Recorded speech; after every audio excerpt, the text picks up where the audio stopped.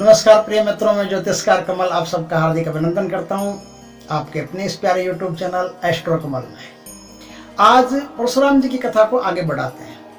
परशुराम जी की कथा कहाँ पे आकर रुकी थी? उनका जन्म हुआ है, उन्होंने क्या कृत्य की है धरती पर। पहली कृत्य उन्होंने की नारी जागरण की, जो मैंने पिछले वीडियो में बताया था कि कैसे नारी जागरण उन्होंने किया था। किसके पुत्र थे और उनके पिता कितने समृद्ध थे, भगवान बन गए थे।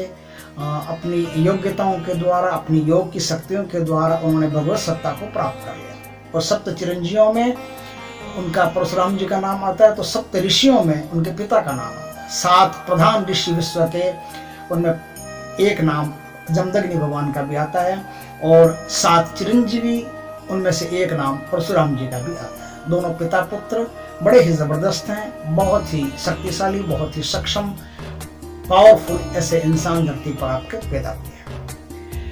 अब उन्होंने शिक्षा प्राप्त करने के लिए दत्तात्रेय जी के पास शरण ली। दत्तात्रेय जी को उनको अपना गुरु बनाया। उन्होंने वहाँ शिक्षा प्राप्त की लोपामुद्रा और माता अनसुईया के साथ नारी जागरण किया। ये सब बातें हम पिछले वीडियो में कर चुके हैं। अब यहाँ से चलते हैं हम कैलाश भगवान शिव के पास। क्या है कि उनको एक फरसा मिला था भगवान शिव से। बहुत सारे आयुध उनको मिले थे जो युद्ध में उनके काम आते थे। उन आयुधों में एक आयुध था जिसका नाम था फरसा, और वो फरसा अपना नाम रखता था। उसका नाम था विद्युत भी, विद्युत को उत्पन्न करने वाला, जनरेट करने वाला उस फरसे का नाम था। अब फरसा तो फरसा होता है, ये तो एक सीधी कुल्हाड़ी है, वो क्या विद्युत को उत्पन्न करेगी। लेकिन ये फरसा वो फरसा नहीं है जो दिखाई देता है। ये फरसा वो फरसा है जो दिखाई नहीं देता है। ये फरसा जो है, इस संसार में कर्म शक्ति को विद्युत भी कहा गया है, क्योंकि आप जब इस धरती पर कोई काम करते हो तो आपके अंदर विद्युत पैदा होती है, हलचल पैदा होती है, मूवमेंट पैदा होती है, तभी आप इस धरती पर कोई काम कर सकते हो, कोई क्रियात्मक, कोई रचनात्मक कार्य कर सकते हो। तो इसका नाम विद्युत भी इसलिए हुआ कि कर्म क्षेत्र में आपको अग्रगण्य करता है, अग्रणी बनाता है, इसलिए इस फरसे का नाम है विद्युत भी। फरसा जो है वो एक्टिवेसी का सूचक है, कार्य क्षमता का सूचक है, नियमितता का सूचक है। इसलिए हाथ में फरसा लिए हुए भगवान परशुराम गमन करते हैं। आगे की कहानी है कि अब वो जा रहे हैं कैलाश पर, ग्रेट कैलाश।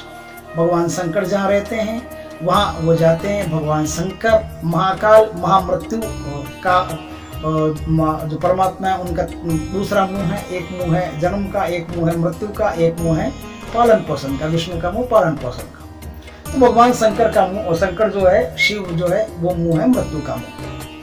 जन्म, मृत्यु और गति, ये 3 चीज मनुष्य में हमेशा रहती है और हमेशा रहती आएगी, सनातन काल से चली आई है।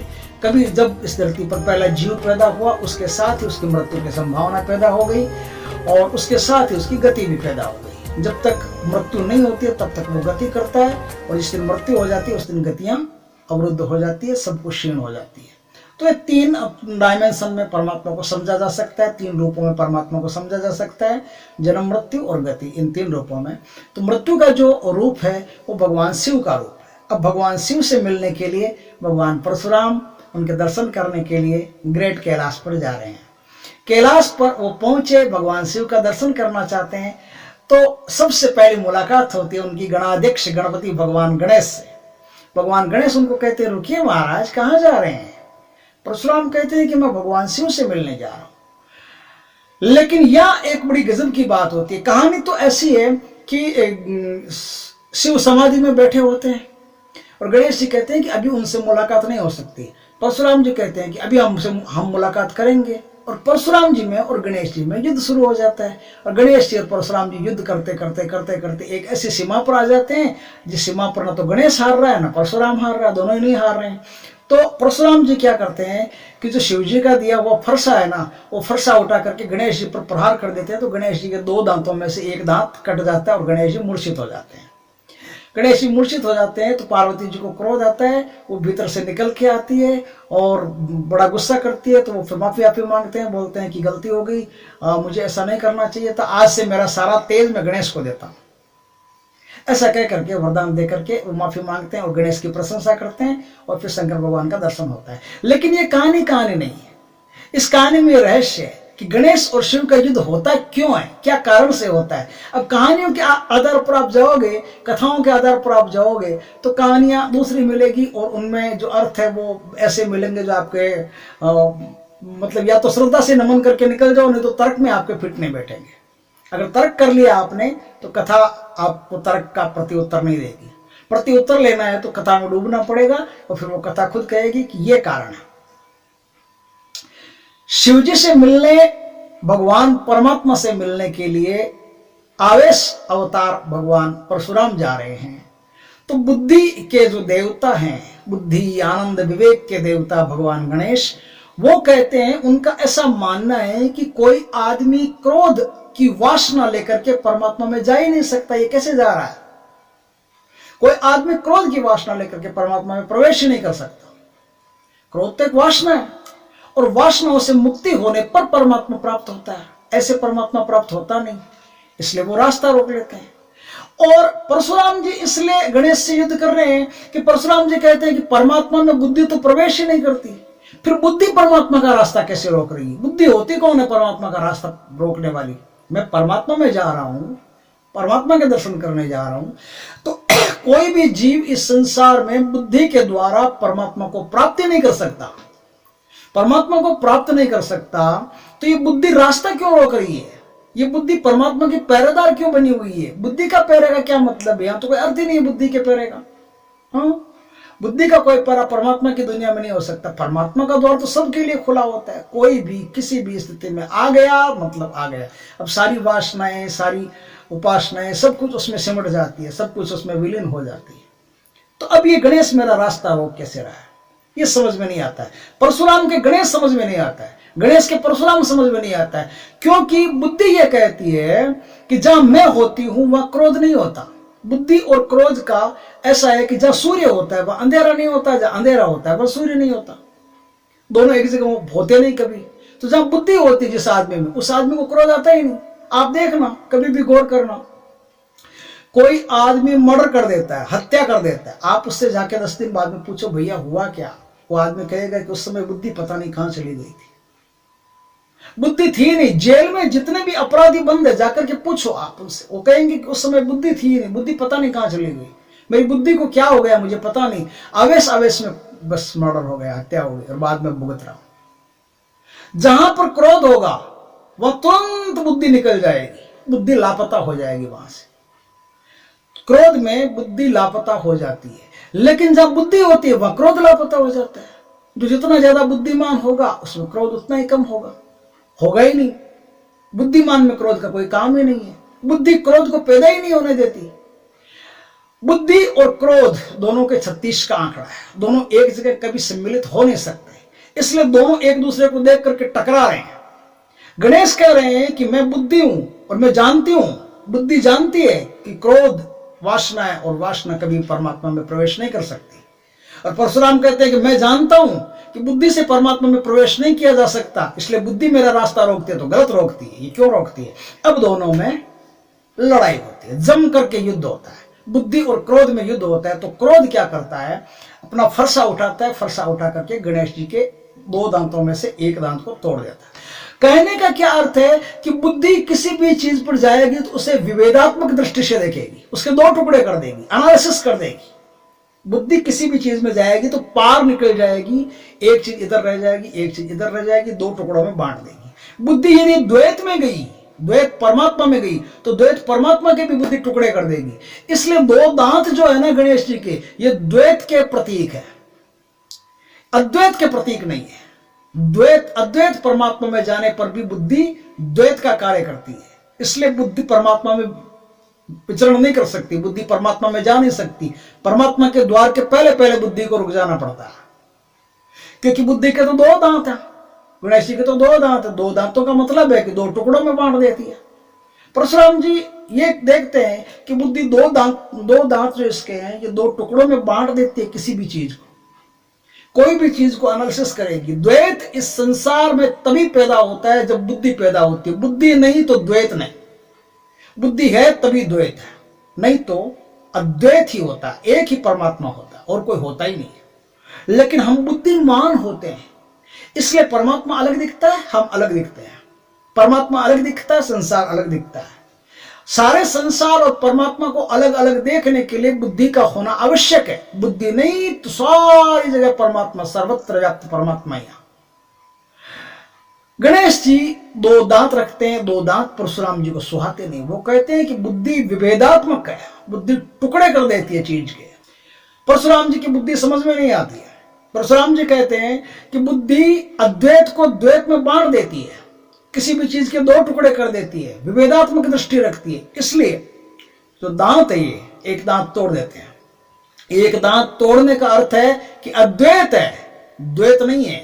दो टुकड़े नहीं कर सकते आप परमात्मा के दो टुकड़े नहीं कर सकते। अद्वैत है, मैं और परमात्मा अद्वैत है, हम दोनों एक ही हैं, दो अलग अलग हैं ही नहीं। गणेश जी मूर्छित हो जाते हैं तो शंकर भगवान आते हैं। शंकर भगवान आते हैं तो ये प्रश्न छिड़ता है कि बात क्या है कि अब मैं दरवाजा आपके दरवाजे पर खड़ा था, पहरेदार था, आप ही का रखा हुआ हूं, आप ही ने मुझे पहरेदार बनाया, गणाध्यक्ष बनाया, और ये श्रीमान आए, इन्होंने मेरा दांत काट दिया।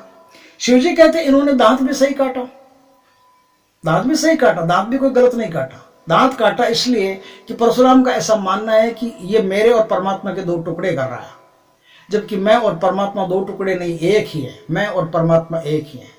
और परशुराम ये जो गणेश तेरा रास्ता रोक रहे थे, ये भी अपनी जगह सही है, क्योंकि गणेश ऐसा मानते हैं कि क्रोध आप में प्रवेश नहीं कर सकता, परमात्मा में कोई वासना परमात्मा में प्रवेश नहीं कर सकती। लेकिन गणेश को भी एक बात का पता नहीं है और परशुराम को भी एक बात का पता नहीं है। दोनों को एक एक बात का पता नहीं है। वो पता ये है कि बुद्धि अगर परमात्मा बुद्धि पर हाथ रख दे तो बुद्धि परमात्मा की चाकरी कर सकती है, परमात्मा का द्वारपाल बन सकती है।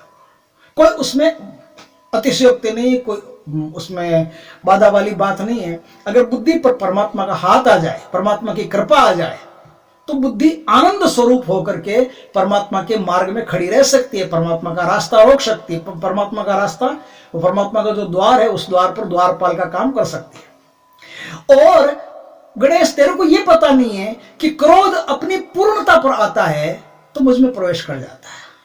क्योंकि कोई भी वासना अगर अपनी पूर्णता पर आ गई, पूर्ण जोर पर, अब वासना के लिए एक तिनका भर ऊर्जा शेष नहीं बची, तिल भर ऊर्जा शेष नहीं बची, सारी की सारी ऊर्जा उसने वासना में लगा दी, तो वासना तुरंत उपासना बन जाती है। क्योंकि अहंकार का नियम है, ये सारी चीज नहीं लगाता है, सीमित चीज लगाता है। सीमित का अर्थ है शुद्र।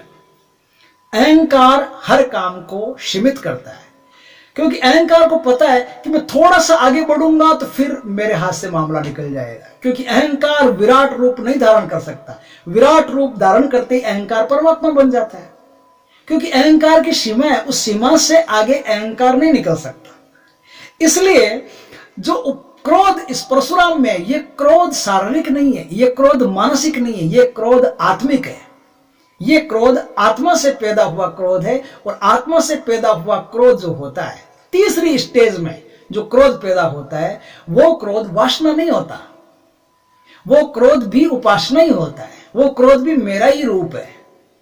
इसलिए गणेश, उस क्रोध से भी मुझ में आया जा सकता है। कोई भी आदमी अगर अपनी वासना को पूर्ण जागृत कर ले कि मैं तो वासना में ही जीऊंगा, पूर्ण वासना, टोटल वासना, और कोई बाकी बचे ही नहीं, शेष वासना में ही जीऊंगा, तो वासना तुरंत उपासना बन जाती है। क्योंकि अहंकार ने वासना का साथ छोड़ा, कि अहंकार के साथ छोड़ते ही जितनी वासना है, अब वासना रहती नहीं है। वासना तभी तक है जब तक अहंकार की विषयों में रुचि है। अहंकार खत्म, विषयों की रुचि खत्म, अब शेष वासना बची है, और वासना बची है तो अब वासना नहीं, वो तुरंत उपासना बन जाती है।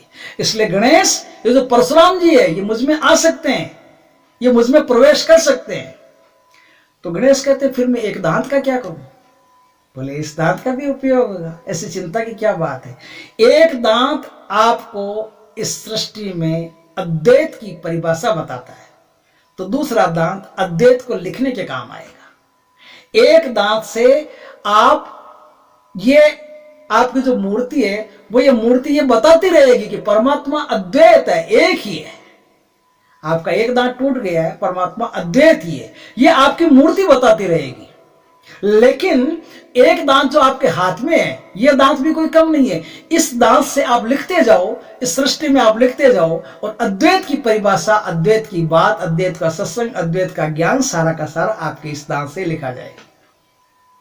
तो द्वैत करने वाली जो बुद्धि है, वो बुद्धि यदि परमात्मा में विलीन हो जाए तो आपकी परमात्मा में विलीन होने वाली बुद्धि आपके रूप को तो परमात्मा का रूप बना ही देगी, उसमें तो कोई दिक्कत ही नहीं है। लेकिन आप जो बोलोगे, जो लिखोगे, वो सारा का सारा अद्वैत का ही लिखा हुआ हो जाएगा, द्वैत का लिखा हुआ नहीं होगा। परम पिता परमेश्वर का लिखा हुआ हो जाएगा, शरीर का लिखा हुआ नहीं होगा। तो शरीर का लिखा हुआ और परमात्मा का लिखा, शरीर का लिखा हुआ और परमात्मा का लिखा हुआ, दोनों में इतना ही भेद है कि दांत एक ही रहा है, एक हाथ में है, एक मुंह में है, बस। इस तरह से गणेश, तुम्हारा जो दांत है ना, उसका भी उपयोग होगा। विभेदात्मक दृष्टि को तुम लेखन में डाल दो और उससे तुम चित्रित करते जाओ चीजों को, उससे तुम रचना करते जाओ इस संसार में। तुम्हारी जो रचनाएं होंगी, तुम्हारी जो रचनाएं किसी ग्रंथ में होंगी, वो ग्रंथ इस धरती पर आदरणीय तरीके से पढ़ा जाएगा और उसमें तुम अद्वैत को द्वैत बना करके इस संसार में एक पात्र बना करके रचनाएं करते जाओ। तो वो कृष्ण बना करके, अर्जुन बना करके इसे महाभारत की रचना करते हैं। महाभारत की सारी रचना गणेश जी के द्वारा की गई है, एक दांत के द्वारा। वो जो टूटा हुआ दांत था, उस दांत से उन्होंने लेखन किया महाभारत का। तो अब ये भी जो बात है ना, महाभारत का लेखन किया टूटे हुए दांत से, इसमें भी आप अगर तर्क करोगे तो आगे है, मसाला है बोलने के लिए।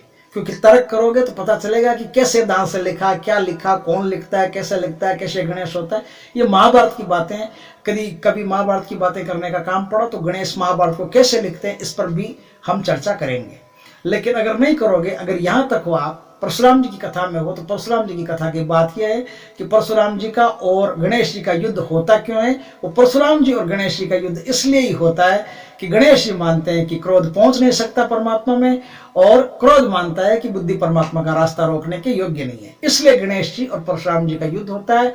फिर शक्ति आती है, शक्ति बुद्धि के पक्ष में हो जाती है तो क्रोध को डांटती है, और क्रोध के पक्ष में हो जाती है तो फिर बुद्धि का उसमें कोई काम नहीं रहता। शक्ति दोनों तरफ हो सकती है, दोनों की माँ है, परशुराम की भी माँ है और गणेश की भी माँ है, दोनों की तरफ हो सकती है, किसी की तरफ भी हो सकती है। उस शक्ति का कोई ठिकाना नहीं है।